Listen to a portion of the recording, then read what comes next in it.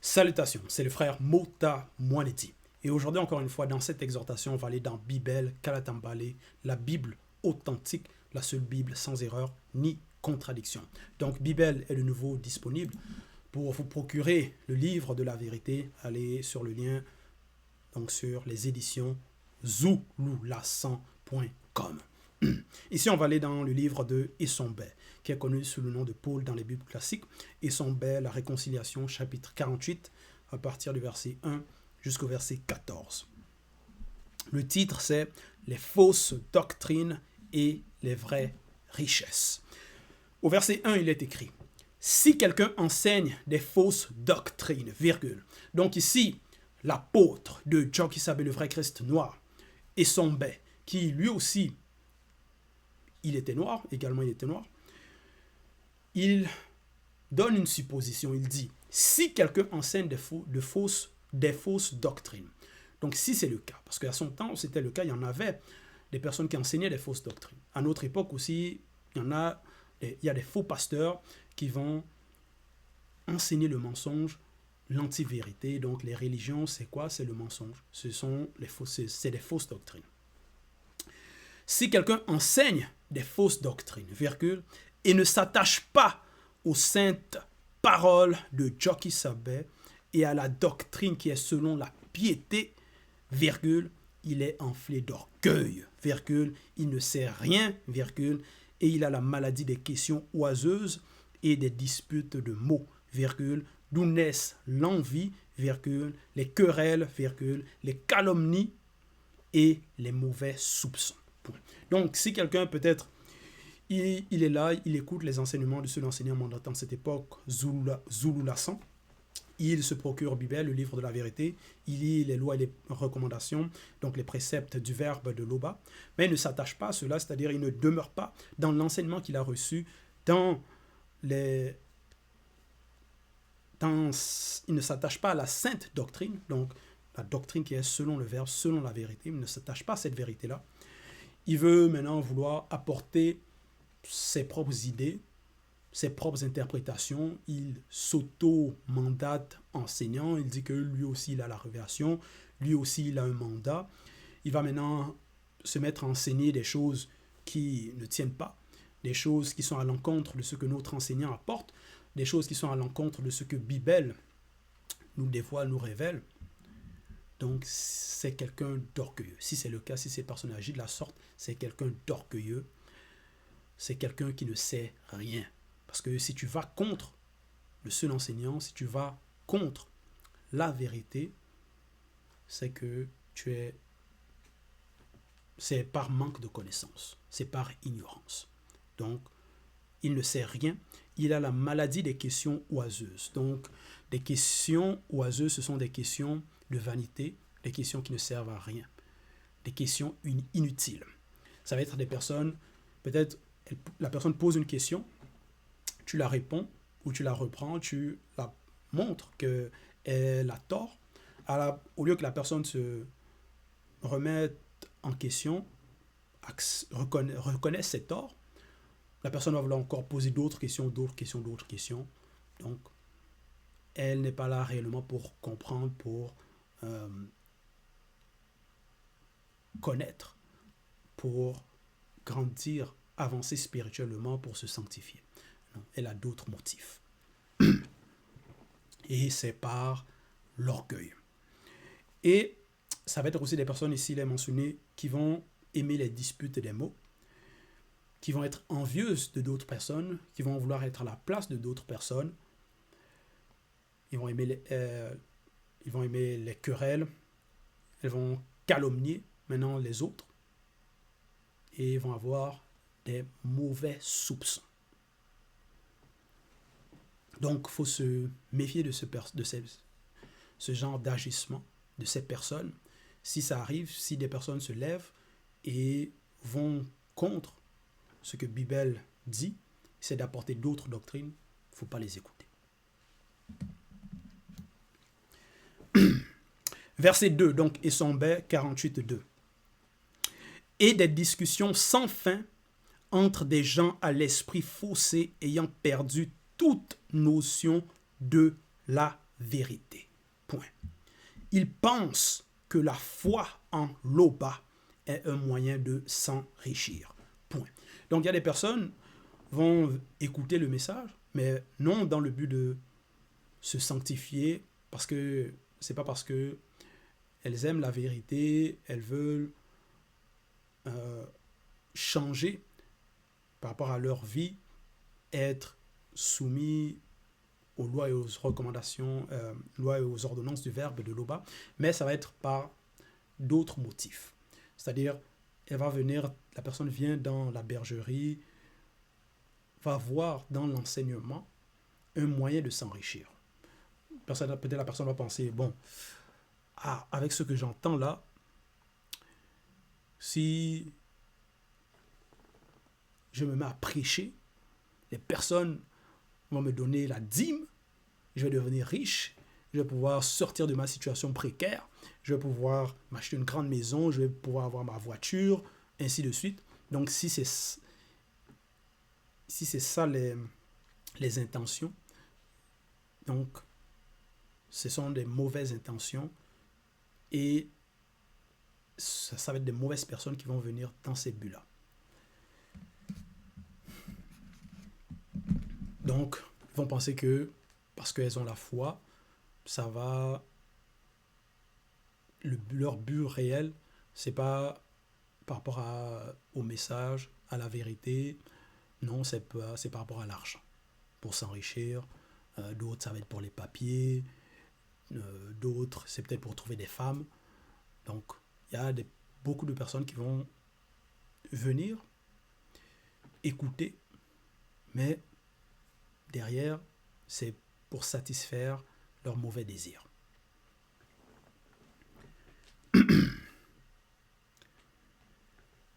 Verset 3. Et Sommet 48, 3, il est écrit. C'est vrai, virgule, la foi en l'Oba est une grande richesse, virgule. Oui, la foi en l'Oba, c'est une grande richesse. Parce que cette foi-là, tu vas l'acheter comment? Avec quel argent? Avec quel moyen tu vas acheter la foi? Cette foi-là, c'est une grâce. C'est un don aussi. D'avoir la foi, parce qu'il y a plusieurs qui écoutent, mais qui n'adhèrent pas, qui refusent, qui n'acceptent pas, qui sont orgueilleuses. Donc des personnes qui sont orgueilleuses, qui ne veulent pas admettre leur tort, qui ne veulent pas se repentir, qui ne veulent pas changer. Donc, mais la foi, c'est une grande richesse.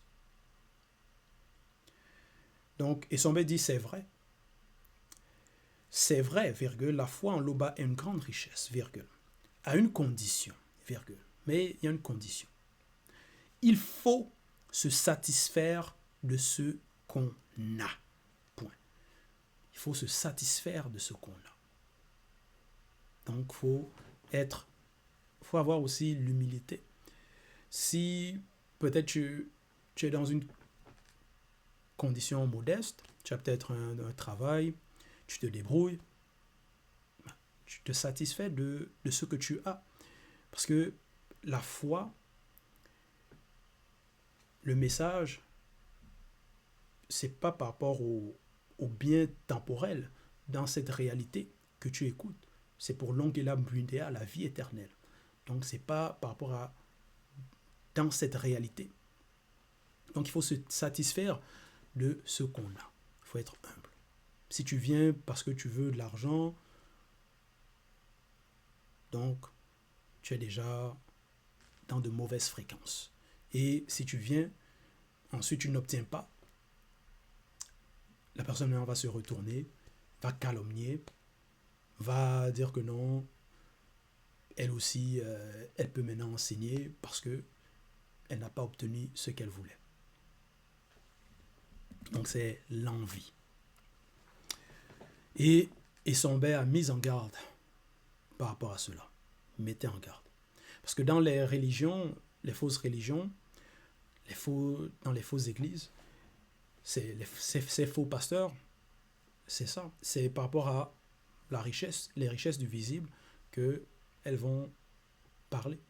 elles vont se donner s'autoproclamer. Peut-être la personne était dans une situation précaire et voyait les autres pasteurs dans des avions privés, ainsi de suite. Les pasteurs qui reçoivent, les faux pasteurs là, qui reçoivent la dîme, qui dépouillent leurs fidèles. La personne est là, bon, on se dit, bon, moi aussi, je peux faire cela, moi aussi, je veux faire cela. Donc, elle s'autoproclame, ah, j'ai une révélation, Dieu m'a dit, et la personne ouvre son église, demande la dîme, donc s'enrichit. Donc, ça va être par rapport aux démons de la richesse visible aussi, qui vont être à l'œuvre, qui vont agir, qui vont influencer ces personnes.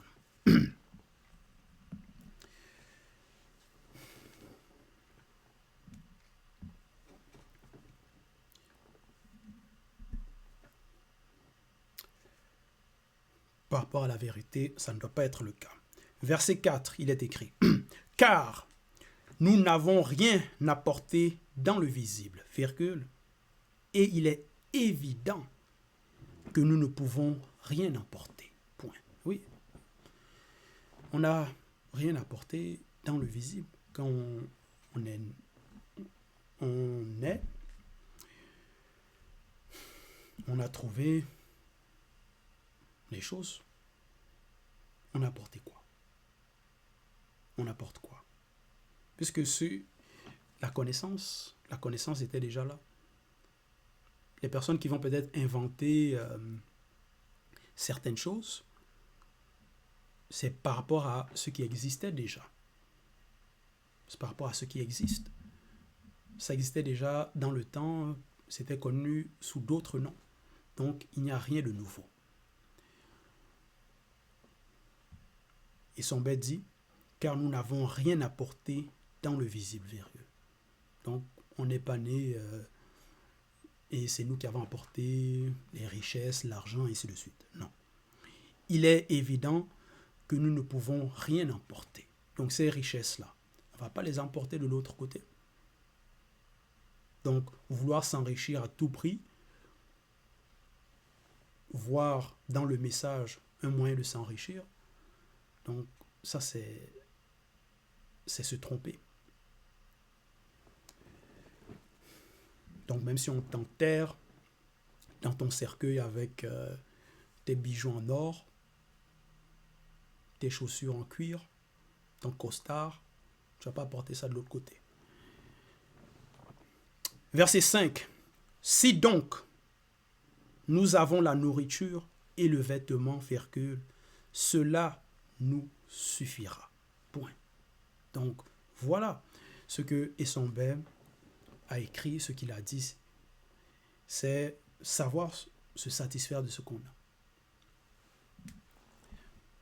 Verset 6. Mais ceux qui veulent s'enrichir tombent dans la tentation, virgule, dans le piège, virgule, et dans beaucoup de désirs insensés et pernicieux qui plongent les hommes dans la ruine et la perdition. Point. Donc il dit au verset 6, mais ceux qui veulent s'enrichir tombent dans la tentation. Oui, parce qu'à cause de cette envie de s'enrichir à tout prix, ça va ouvrir une brèche, une porte, ça va être une porte d'entrée. Et maintenant, les personnes vont être tentées en fonction de leur convoitise, de ces richesses-là.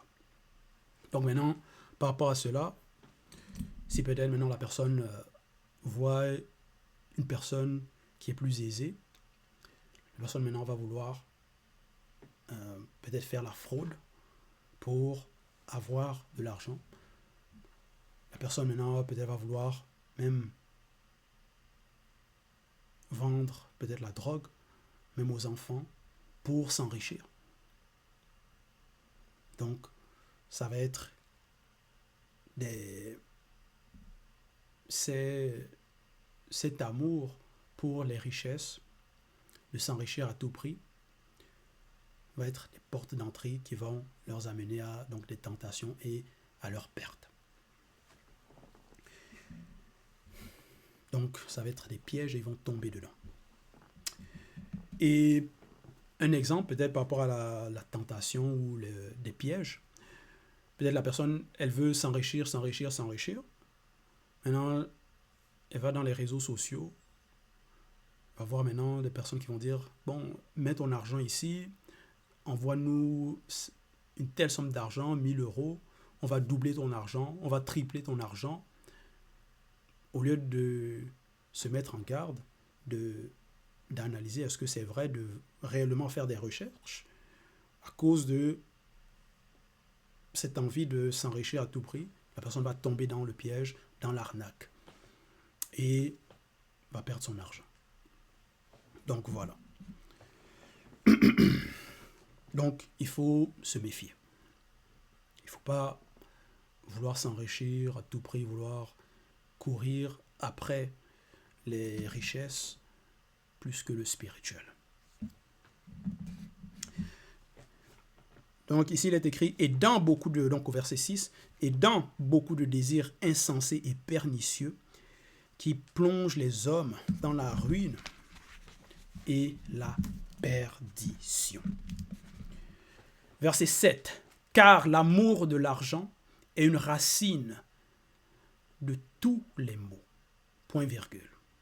Oui, si tu aimes l'argent à tout prix, tu n'as pas.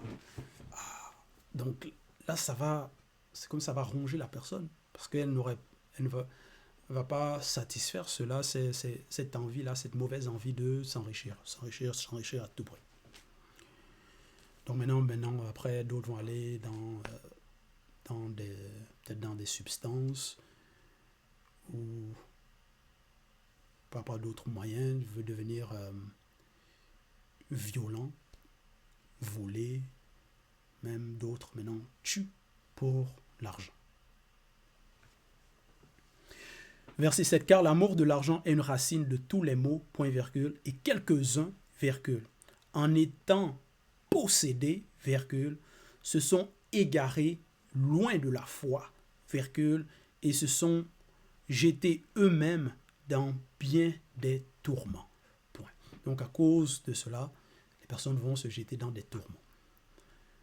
Donc on ne va pas être bien, constamment insatisfaite, constamment dans des problèmes,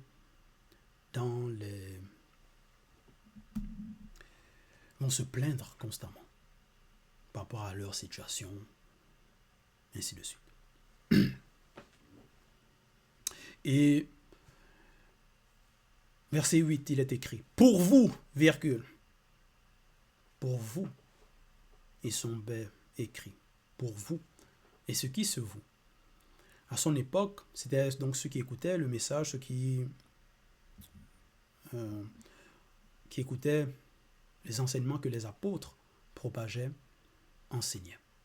Donc ceux qui étaient dans la marche de la sanctification, qui mettaient en pratique, qui étaient là pour de bonnes intentions, qui avaient de bonnes intentions, qui voulaient réellement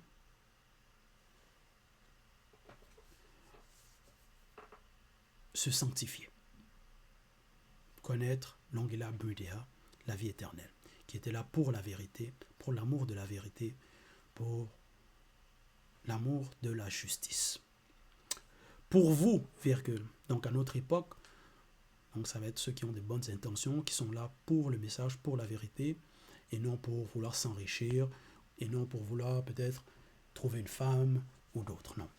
Pour vous, virgule, fuyez ces choses, virgule, et recherchez la justice, virgule, la piété, virgule, la foi, virgule, la charité, virgule, la patience et la douceur selon le Verbe. Point. Donc voilà ce qu'il recommande. De fuir les mauvais désirs et de rechercher ce qui est selon le Verbe. Donc c'est ça les vraies richesses. La justice, la piété, la foi, la charité, la patience, la douceur selon le Verbe, ça ce sont des richesses. Verset 9. Combattez le bon combat de la foi selon le Verbe. Point. Oui, il faut combattre le bon combat. Parce que dans le visible, il y a Si tu acceptes, même si tu n'acceptes pas, néanmoins, tu seras combattu aussi par les démons de circonstance. Si tu acceptes, les démons de circonstance et aussi donc les autres démons ne vont pas vouloir que tu puisses demeurer ferme. Donc il va y avoir un combat. Et ces démons vont passer par, ça peut être les proches, donc la famille, les collègues, les amis, ainsi de suite, pour te faire chuter. Mais il faut persévérer dans la vérité. Il faut combattre le bon combat de la foi selon le Verbe. Un exemple de comment ils peuvent passer par, donc ces démons de circonstance peuvent passer par les proches. Peut-être tu as la famille et peut-être ta sœur se marie et elle va se marier dans une église, donc les fausses églises, là, ainsi de suite, avec leurs faux prêtres, là, faux pasteurs, et t'invite, te dit, bon, viens. Et maintenant, va vouloir insister, non, viens, c'est... Bon, on sait que tu as écouté une autre doctrine, là, mais néanmoins, c'est rien, c'est juste pour le mariage, ne t'en fais pas, juste viens. Donc, là, déjà, c'est un combat. Parce que ils veulent te faire baisser la garde pour que tu acceptes leur idéologie, pour que tu prennes part à leur cérémonie et par rapport à l'église, donc c'est néanmoins par rapport à une fausse spiritualité, donc par rapport au faux Dieu aussi. Donc, ils combattent ta foi. Et donc ça, ce sont par des proches des attaques. Mais il faut persévérer. Tu dis non, tu demeures ferme. Non, même si c'est ta soeur, même si c'est ton collègue, ou tu demeures ferme, tu dis non. Ça, c'est à l'encontre de ma foi, donc je n'irai pas dans votre fausse église.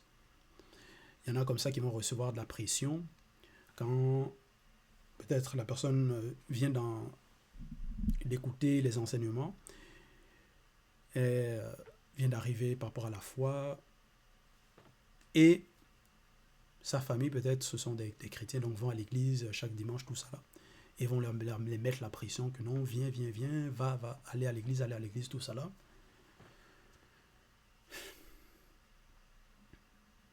Mais il faut combattre le bon combat. Il faut résister. C'est pas parce que tu les connais, que c'est ta famille, ce sont tes proches, que leur désir que tu participes à leur cérémonie, à leur culte, prennent le dessus par rapport à ta foi. Donc il faut demeurer ferme. Verset 10. Je vous recommande, virgule, de vivre sans tâche, virgule, sans reproche, virgule, jusqu'à l'apparition spirituelle de Jokisabe et du deuxième dans la condition du non visible qu'après la grande consommation. Point. Donc, voilà ce qu'il recommande, de vivre sans tâche. Donc, de mettre en pratique, d'obéir sans reproche, jusqu'à l'apparition. Donc, Isombe, c'est déjà il y a des siècles, des milliers d'années, qu'il a exhorté, qu'il a recommandé cela.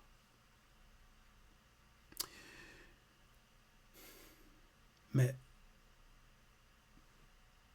cette apparition spirituelle de Jokisabe du deuxième dans la condition du non visible, c'est qu'après la grande consommation. Et la grande consommation, pour nous, ça n'a pas encore eu lieu. Donc, c'est jusqu'à notre départ de cette réalité du visible. Donc, jusqu'à la fin, il faut persévérer, vivre sans tâche. Donc, il recommandait cela parce qu'il dit « je vous recommande ». Il recommandait cela aux personnes de son époque, mais c'est aussi valide à notre époque, de vivre sans tâche jusqu'à cette apparition. Et aussi même pour ceux qui arriveront ceux qui vont pour les générations futures.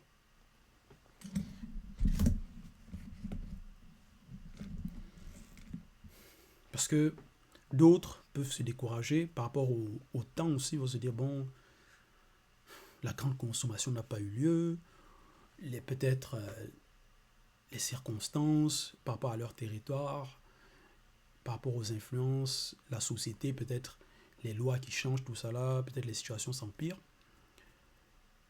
Bon, et les personnes vont vouloir se laisser aller, vont vouloir vont abandonner, vont perdre espoir, vont maintenant vouloir retourner dans leur ancienne vie. Ça ne doit pas être le cas. Donc, c'est jusqu'à la fin. Verset 11. Cette apparition dans la condition du non visible qu'après la grande consommation interviendra au moment fixé par l'Opa, seul créateur unique qui est au-delà de l'immortalité et de l'éternité. Point.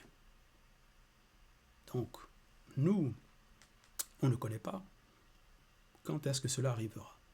Donc, il faut être dans la patience, dans l'obéissance, jusqu'à la fin. Verset 12. Je recommande aux riches, non initiés, graciés du siècle présent, de ne pas être orgueilleux. Virgule. Oui, parce qu'à son époque, il y avait des riches non initiés graciés.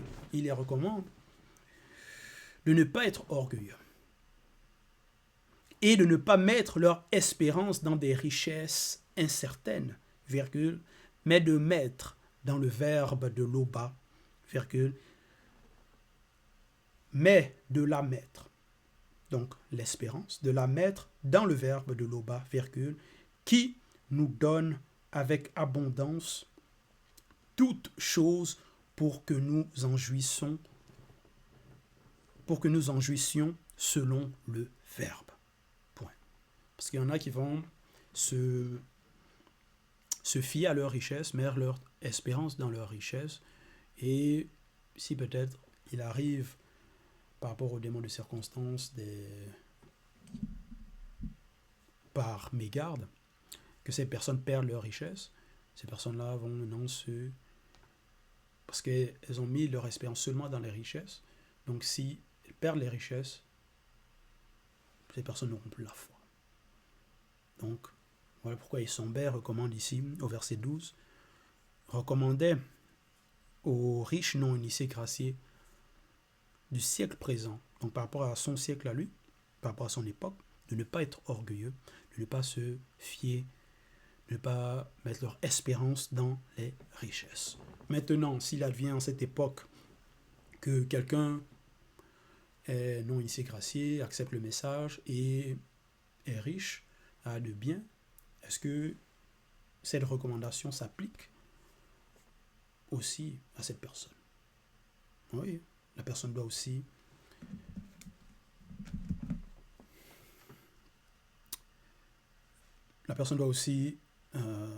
prendre cette recommandation, c'est-à-dire se imiter donc les non-initiés graciés riches des époques précédentes, des siècles passés, qui ont mis leur espérance dans le verbe de l'Oba.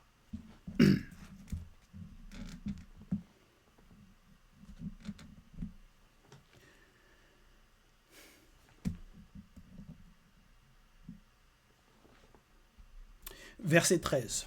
Je vous recommande de faire du bien, virgule, d'être riche en bonnes œuvres selon le verbe, virgule, d'avoir de la libéralité, virgule, de la générosité, virgule, et d'amasser ainsi pour l'avenir un trésor placé sur un fondement solide, virgule, afin de saisir l'ongela bundea, la vie éternelle.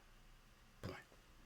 Verset 14. Gardez le dépôt, virgule, en évitant les discours vains et profanes, virgule, et des disputes de la fausse science dont font profession quelques-uns, virgule, qui se sont ainsi détournés de la foi. Point. que la grâce soit avec vous. Point d'exclamation. Donc, au verset 14, ici, Essombe dit, gardez le dépôt. Donc, il faut garder le dépôt, il faut garder la foi, il faut persévérer dans la vérité, dans la mise en pratique. Combattre le bon combat de la foi. Et il dit, en évitant les discours vains et profanes, il faut éviter ce genre de discours, ces propos.